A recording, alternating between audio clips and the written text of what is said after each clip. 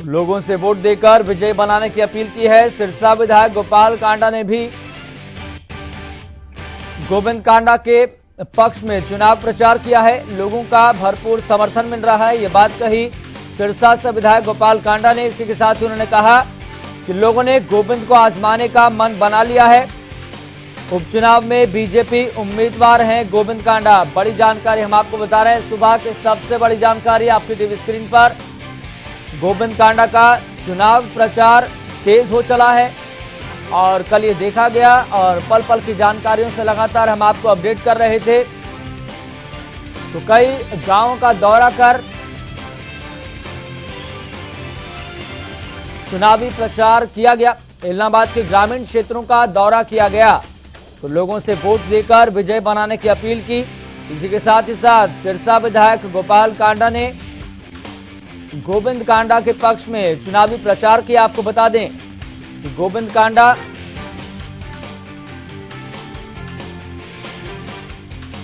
सिरसा से विधायक गोपाल कांडा के भाई हैं, तो लोगों का भरपूर समर्थन मिल रहा है, ये बात कही गोपाल कांडा ने। और लगातार हमारे संवाददाता भी उनसे बातचीत करते रहे और जो राजनीतिक परिदृश्य इलाहाबाद उपचुनाव को लेकर फिलहाल देखने को मिल रहा है, इन तमाम बातों को लेकर हमारे संवाददाता ने भी उनसे बातचीत की। उन्होंने सीधे तौर पर कहा कि लोगों ने गोविंद को आजमाने का मन बना लिया है और बहुमत से बीजेपी उम्मीदवार गोविंद कांडा जीतेंगे।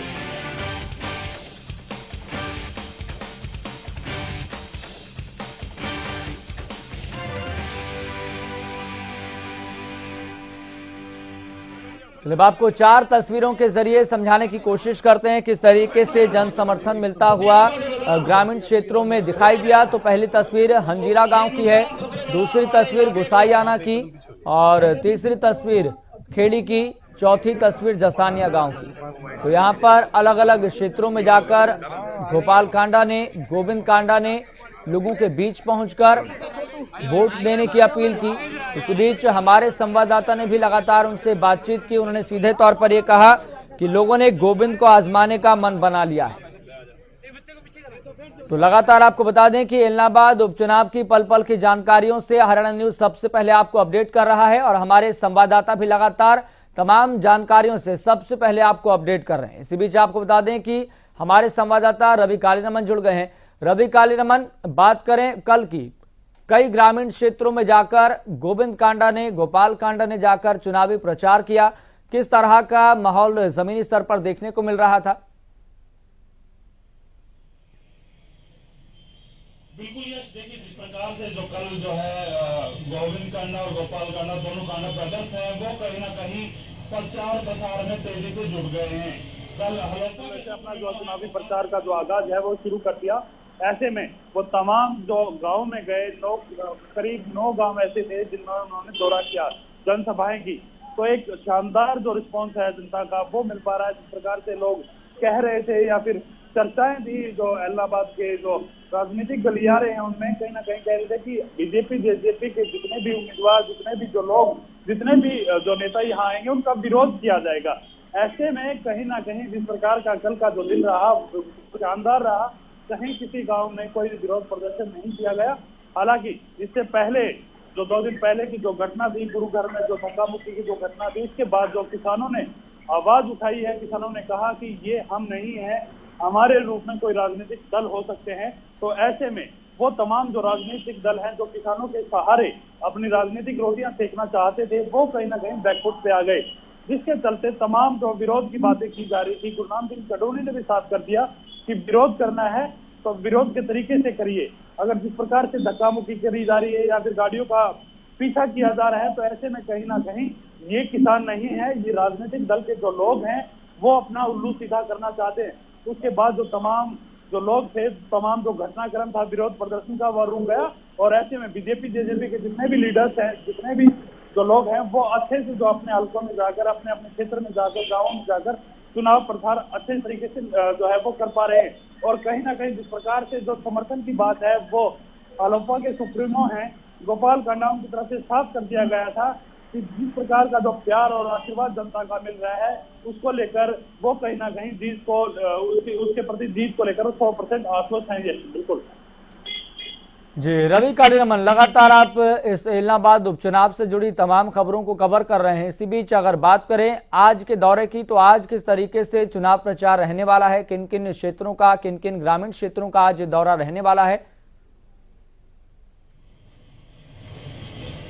बिल्कुल, देखिए जिस प्रकार से आज की मैं बात करूं, आज इलाहाबाद शहर है, कहीं ना कहीं उसमें जो है उनका प्रचार प्रसार रहने वाला है। वो तमाम जो इलाहाबाद के तमाम जो ब्लॉक्स हैं, तमाम जो वार्ड है, उसमें जाएंगे और अपने लिए, बीजेपी के लिए कहीं ना कहीं वोट मांगेंगे। ऐसे में जो बीजेपी का दावा है वो ये कह रहे हैं कि हम विकास के नाम पर वोट मांग रहे हैं। पिछले 2 दशक से, लगभग 2 दशक से जो इनेलो का गढ़ कहा जाता था इलाहाबाद, और जो विकास कार्य है वो कहीं ना कहीं पूरे नहीं हो पाए। और ऐसे में विकास जो है करवाना बहुत जरूरी हो जाता है। कहीं ना कहीं जिस प्रकार के विकास कार्यों में कमी है या तमाम जो मूलभूत सुविधाएं हैं हल्के में वो नहीं है, बिजली पानी और शिक्षा और स्वास्थ्य की जो मूलभूत सुविधाएं होती हैं वो कहीं ना कहीं गायब मिलती हैं ऐसे क्षेत्र में। और इसमें कहीं ना कहीं जो है इनेलो का बड़ा हाथ है, क्योंकि लगातार जिस प्रकार के 2 दशक से जो गढ़ रहा है वो एंटी सरकार रहा है। कहीं ना कहीं इनेलो की सरकार आए भी बहुत साल हो गए, और ऐसे में कहीं ना कहीं इस हल्के को जो है विकास की जरूरत है। और विकास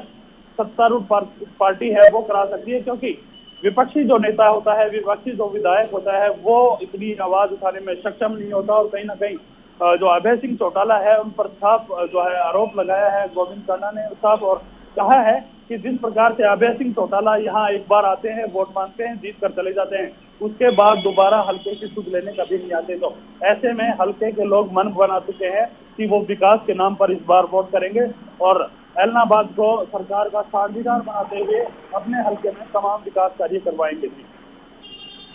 और अगर बात करें यहाँ पर चुनावी प्रचार के दौरान जो आज का स्केड्यूल है और जो कल का स्केड्यूल रहा था, कई गांव का दौरा किया गया था, तो कितना आत्मविश्वास देखने को मिल रहा है और जो पॉलिटिकल नैरेटिव बनता हुआ जमीनी स्तर पर दिखाई दे रहा है वो क्या इशारा कर रहा है? देखिए, बिल्कुल जिस प्रकार से 3 धुरंधर कह लीजिए, 3 धुरंधर अलग अलग अपनी अपनी पार्टियों से जो है इलेक्शन में खड़े हैं और तमाम जो मुद्दे हैं वो अलग अलग मुद्दों के साथ अपनी अपनी जो उनकी स्ट्रेटजी है उनके साथ वो इलेक्शन लड़ रहे हैं। मैं बात करूं अभय सिंह चौटाला की, वो किसानों के समर्थन में इस्तीफा देके जो है उन्होंने सीट खाली की। उन्होंने साफ कहा था कि मैं जब तक ये कृषि कानून है इन पर फैसला नहीं हो जाता, सरकार किसानों की मांग नहीं मान लेती, तो ऐसे में जो है तब तक मैं विधानसभा नहीं जाऊंगा, मैं अपने पद से इस्तीफा देता हूँ। उसके बाद इलाहाबाद उपचुनाव का जो बिगुल बजता है तो अभय सिंह चौटाला सबसे पहले ऐसे व्यक्ति है जिसके नाम को लेकर जो है वो फाइनल होता है कि इलाहाबाद से इलेक्शन लड़ने वाले इनेलो की तरफ से अभय सिंह चौटाला होंगे। दूसरी बात मैं करूँ कांग्रेस पार्टी की, कांग्रेस पार्टी भी कहीं ना कहीं किसानों की राजनीति कर रही है। किसानों के साथ समर्थन की बात वो कर रहे हैं कि हम किसानों के साथ खड़े हैं और जब तक किसानों के जरूरत है, किसानों की मांगे नहीं मान ली जाती तो वो किसानों का समर्थन कर रहेंगे।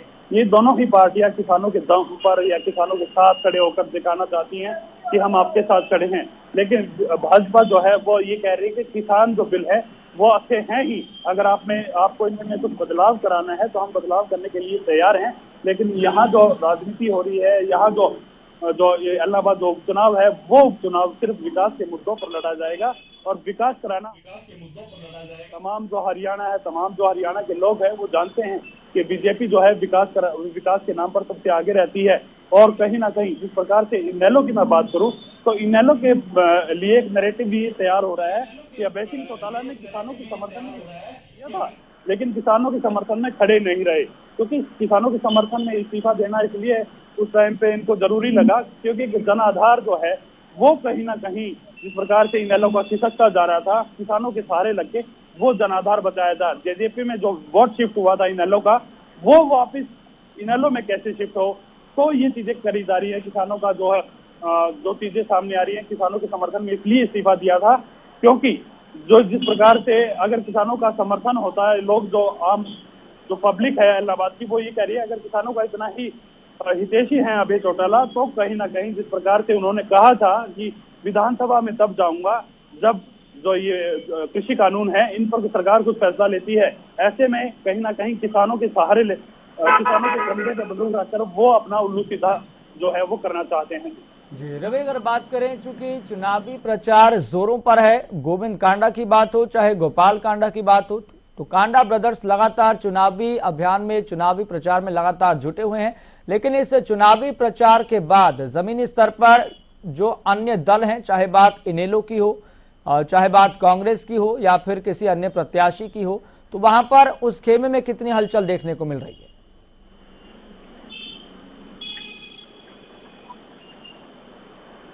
यस, एक बार सवाल दोहराएं। जी रवि, सवाल यहां पर यह है कि चुनावी प्रचार में लगातार कांडा ब्रदर्स जुटे हुए हैं। इस चुनावी प्रचार के जरिए चाहे बात इनेलो की हो, कांग्रेस की हो या फिर अन्य प्रत्याशी की हो, उनके खेमे में किस तरह की हलचल देखी जा रही है? जी बिल्कुल, देखिए जिस प्रकार से ऐलनाबाद इलेक्शन है वो कहीं ना कहीं काफी गर्म रहने वाला है इस बार, क्योंकि चुनौतियां हैं। इलेक्शन जो आया है वो किसान को लेकर आया है, किसान के मुद्दे पर आया है। उपचुनाव हुए, तीसरा उपचुनाव ऐलनाबाद में होने जा रहा है जब से हरियाणा बना है।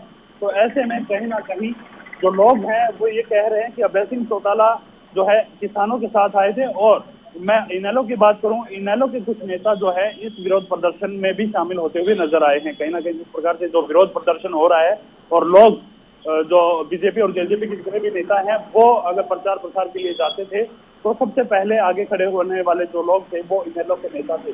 ऐसी कुछ तस्वीरें सामने आई हैं जो हमने अपने दर्शकों को भी दिखाई हैं। तमाम जो चीजें हैं, जो हलोपा के सुप्रीमो हैं गोपाल कांडा, उनकी तरफ से भी कहा गया ऐसे 5 से 6 नेता हैं जो इनेलो के हैं और वो जो ये विरोध प्रदर्शन है वो कुछ अपने लोगों को साथ मिलाकर और वो लोग प्रदर्शन कर रहे हैं। कहीं ना कहीं किसान जो है वो अपने घरों में बैठा है, किसान जो है वो बीजेपी पार्टी के साथ है, क्योंकि किसानों को समझ आ चुकी है, किसानों को पता है कि ये चीजें जो हो रही हैं ये कम से कम आपको बदनाम करने वाली चीजें हैं। कम से कम इन जो चीजों से है, इन जो मारपीट वाली जो घटनाएं हुई हैं, जो गुरुद्वारा में जो घटना हुई थी उसको लेकर जो चीजें थी वो कहीं ना कहीं इस चीज को लेकर साफ कह रहे हैं कि ऐसे किसानों को जो है बदनाम नहीं करने दिया जाएगा। मैं बात करूं कांग्रेस की, कांग्रेस भी लगातार जो है आरोप लगा रही है। वो कभी इनेलो पे आरोप लगाती है, कभी बीजेपी पे आरोप लगाती है और कई चीजें ऐसी हैं जिनको लेकर जो है आपसी में मैं जो पवन बेनीवाल हैं और इनेलो के जो नेता है अभय सिंह चौटाला है, जिस प्रकार से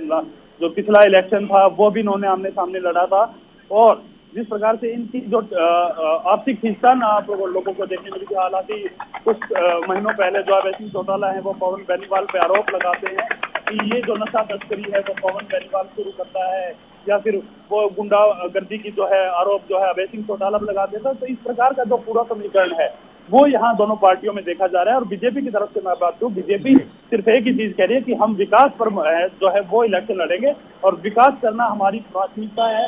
हम किसी पे कोई आरोप नहीं लगाते, लेकिन आरोप सिर्फ इतना ये है कि ऐलनाबाद में गढ़ जो है इनेलो का जो है वो गढ़ माना जाता है। इनेलो वहां से लगातार जीतती आई है।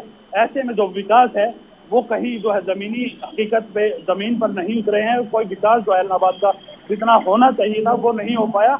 हम जो है वो सिर्फ विकास करेंगे और विकास करके ऐलनाबाद को दिखाएंगे। चलिए रवि, बहुत बहुत शुक्रिया जानकारी साझा करने के लिए।